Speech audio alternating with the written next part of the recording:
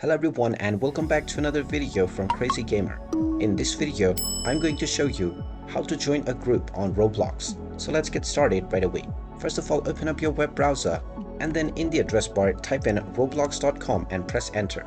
You will now be taken into the official Roblox website where you can click on the login button at the top right corner and use your credentials if you haven't signed in already. Now once you are logged into your account, if you wish to join a group, click on groups at the left side. This will now take you into the groups menu where you can search for any group using the search box if you know which group you want to join.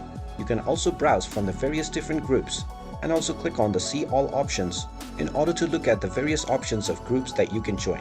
Once you find a group that you are interested in, you can click on it and now you will see the join group option. Go ahead and click on join group and now you will successfully join the group right away. You can click on more groups if you want to join even more groups.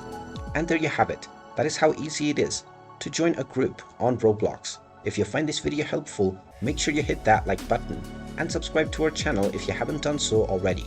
Also ring that notification bell to never miss another update from us. Thank you for watching and I will see you again in the next video.